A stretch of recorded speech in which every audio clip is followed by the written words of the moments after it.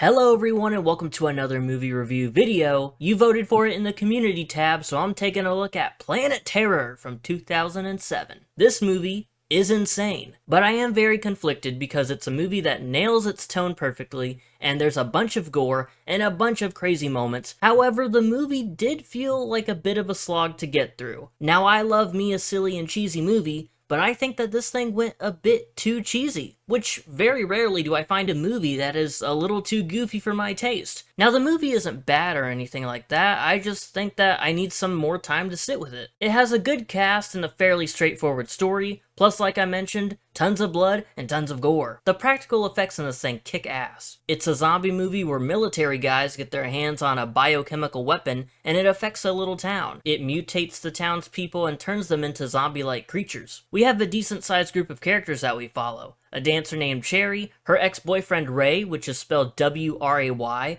so while writing down notes I had to add that extra W, which for some reason was just really annoying to me. Then there's Dr. Coda and her husband Bill, who's also a doctor. Two brothers, JT, who owns a barbecue joint, and Sheriff Haig, who's, well, a sheriff. They're all living their ordinary lives when the zombie outbreak happens, and everything changes for them. It is a pretty solid zombie adventure, but something just didn't click for me. The movie did win me over the more it kept going because some of the crazy stuff that happens, and maybe by the end of this video, Planet Terror will creep its way into my heart. But I'm not gonna waste any more time. Let's take a closer look at Planet Terror. We start off with, a trailer for Machete, starring Danny Trejo. Let's go! Alright, the real start now. A woman named Cherry is dancing her heart out while the opening credits play. She heads backstage and her boss tells her to get her act together because she keeps crying on stage. She pretty much says piss off and quits. She's walking alone at night and some armored vehicles roll by and knock her into some garbage cans. Those vehicles show up at some sort of abandoned military base where some evil operation is going down. A guy named Abby is in charge of this whole ordeal, and a dude named Romy has lost some specimens. As punishment, Romy gets his balls cut off, and then he gets shot in the head. Damn. Wait, is that Bruce Willis? Looks like we have a deal gone wrong and Abby and his gang start shooting at Lieutenant Muldoon's troops. Abby gets held down and he shoots at a container full of green chemicals. I guess that's what Muldoon is here for, and he and his troops walk into the mist. They start mutating or something like that, so Abby gets away, testicles in pockets. But one of the mutants have hitched a ride. We're back with Cherry and she stops at the Bone Shack. We also meet a woman named Tammy there who's fixing up her car, and apparently she's off to save some lives, okay? Here's where Ray shows up, W-R-A-Y, and apparently he and Cherry have some history, but we'll go back to them later. Let's go meet Dr. Dakota and Dr. Bill. They're in their kitchen and Dakota is texting a mystery person saying, "Hurry up, baby, I think he knows." But Bill is pretty much onto her from the get-go. Like I said, they're doctors, so Bill's first patient of the day has a nasty bite on his arm and a very fucked up looking tongue. Oh my god.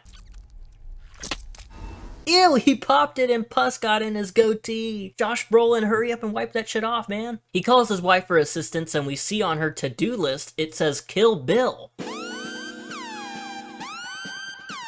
That nasty wound is spreading, and apparently it's rotting, so they have to cut it off. Looks like we're back to Tammy now, and her car is broken down. Damn, she just got done fixing it. And her night's not getting any better because she's attacked and dragged away by two people. Cherry and Ray drive past, not knowing what just went down. They're not driving for long though, because Ray swerves off the road after seeing something. His truck is upside down, and Cherry gets dragged away by something. Ray goes to shoot at whatever took her away, and it looks like a fully infected mutant. The mutant gets away, but Cherry isn't in the best shape because they tore her leg clean off. He takes her to the hospital and hands her off to Bill. This is where we meet Sheriff Haig, because of course, Ray has a history, so they gotta question him. There are tons of infected people at this hospital. It's not looking too good. There's also some torn up and rough looking bodies being delivered as well. Cherry wakes up in her hospital bed and her leg has been amputated. Now let's take a break from all the limbs being cut off and all the weird infected people, and let's throw in some family drama. JT, the owner of the Bone Shack, is the brother of Sheriff Haig. He calls him up to tell him that there's two people just lingering around his restaurant. Sheriff Haig is no help because he just wants his secret barbecue recipe, and he's also JT's landlord. Minor spoiler, this stuff does come up later, but for pretty much the whole movie. This information is kind of useless, but I just thought you should know. The hospital gets another body, and holy hell, Fergie's brain has been completely taken out of her head. Dakota is shaken up because Tammy was her secret lover she's been texting. Her husband Bill goes into complete psycho mode, and he injects his wife with some drugs to get her phone. He plans on killing her, but he's called away before it can, so he locks her in a closet. Dakota was planning on killing Bill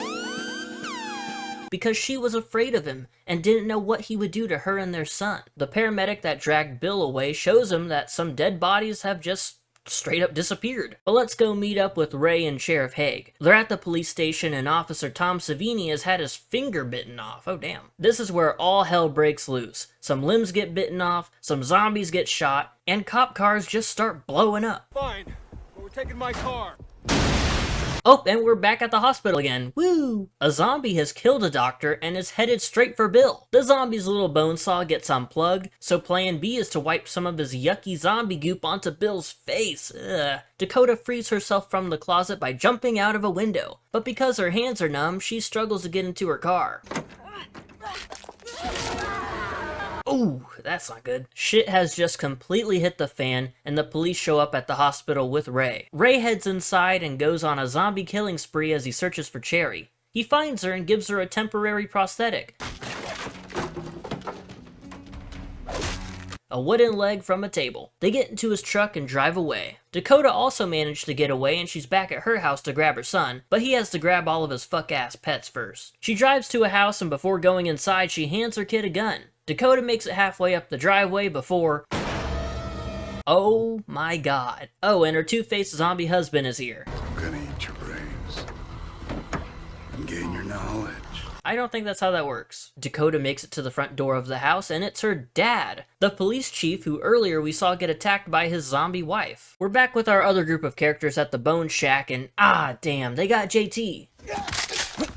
Oh, thank goodness. He killed 2 zombies hanging around this place earlier. JT has a couple of escape vehicles in the back, a motorcycle, and a truck. Here's the part of the movie that sort of sucked the life out of me. Cherry and Ray sit on a waterbed in JT's room, and they get to talking. She's still wearing the jacket that she took from Ray when she left him. In the front pocket that she never checked, there's a ring that he never got the chance to give to her. They go to have sex, but then the film starts burning, and it says that there's some missing reel. Now this was a funny little bit, but what felt like forever of them talking side by side on the waterbed, the dialogue is so not great, and I think that's the point, because like I said, this movie has a specific tone it's trying to go for. It's trying to be cheesy, it's trying to be silly, it's supposed to be a dumb fun horror movie, and it is, but oh, it was tough. It was really tough to get through this part. The movie is back up and running, and the Bone Shack is on fire now, and the sheriff's been shot. He's also made up with Ray, apologizing after their talk that was a part of the missing reel. Now our other characters are also here.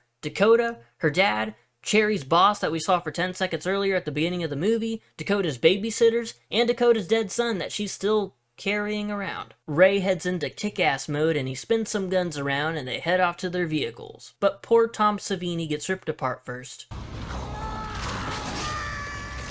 Cherry decides to be the brave one and make a run for Ray's truck outside. She's able to drive it back to the Bone Shack, and the whole gang drives off with Dakota's dad staying behind. They're all driving down the road, Ray in a little itty-bitty pocket motorcycle. They're running into zombies, and then JT's dog Rusty jumps out of the truck and gets ran over. It's completely random, but I would be lying if I said it wasn't a little funny. They're forced to stop once they reach a bridge because there's a zombie roadblock.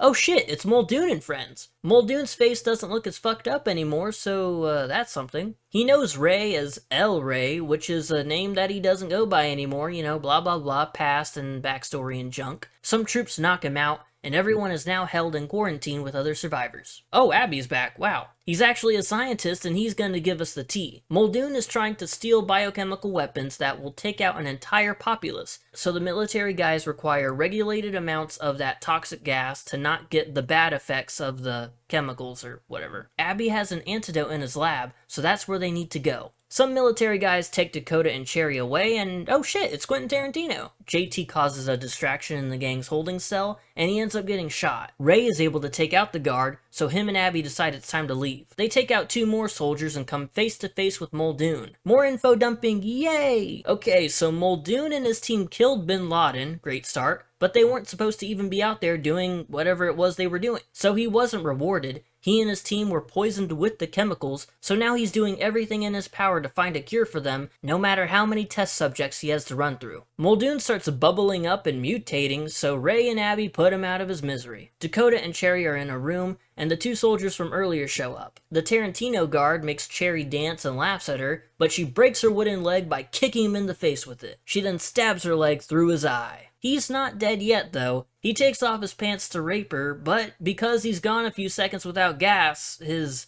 dick is like turning into goop or something.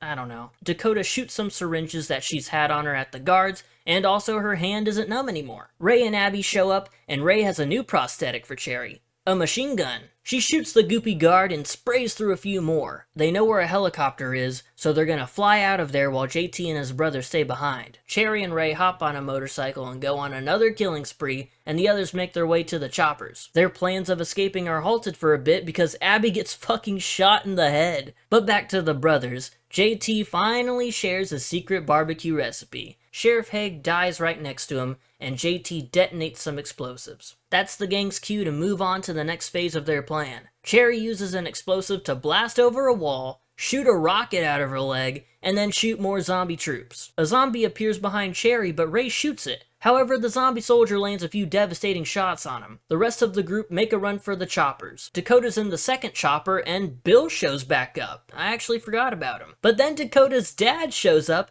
and shoots him. Wow, okay. But let's go back to Cherry and Ray. She says she's not gonna leave him behind, but it's not looking too good for him. This next bit right here is so fucking funny. She says it's 2 against the world, and Ray says you're right, and puts his hand on her belly. Then he says, I never miss. Incredible stuff right here, ladies and gentlemen. Dakota sends a rope down for Cherry, and they fly off. It's now about a year into the future, and the whole crew has made a home for themselves next to the water, just like Ray said they should do. They still need to fight off a zombie every now and then, but they seem like they'll be alright. Cherry has her baby on her back, and is the person that Ray always believed she could be. The end. And there you have it. That is Planet Terror, a really silly, ultra cheesy movie, but you know what? It's kind of a blast, and it probably worked for a lot of people. It somewhat worked for me, but like I said, it just was a tiny bit too cheesy. I'm not a hater. I think, honestly, I could watch this movie again in the future. I'm sort of 50-50 on it, but I'm leaning towards like, yeah, I had a good time watching it, so no harm, no foul. This movie has a great cast, and they all work together very well. Rose McGowan as Cherry. Also, I love Josh Brolin, so seeing him in the movie for a little bit was nice. Bruce Willis was a surprise. I didn't even know he was in this thing. Fergie was in this movie for like 2 minutes, and that was kind of funny. Plus, her character's death reveal was kind of like an all-timer low-key, like the brain completely being removed from her head. That's cool shit right there. And Tom Savini also shows up for a bit, and it's always nice to see him. Robert Rodriguez directed this movie, and he also directed From Dusk Till Dawn, and I love that movie. This wasn't on the same level as From Dusk Till Dawn, but was still pretty fun. I can't lie. Even if not everything worked for me, it was a fun movie. And I can't just say, oh, clean up the dialogue a little bit, make it a little less cringe, because I think that'll take away from what the movie is trying to do. So in a weird way, I kind of respect this movie for just going balls to the wall silly goofy. Because you know what? We need silly goofy movies, so thank you Planet Terror for your service. That's gonna do it for me. Next video will be my top 10 from the month of April, so I hope you enjoy that. I hope you enjoyed this, so I will see you later. Goodbye.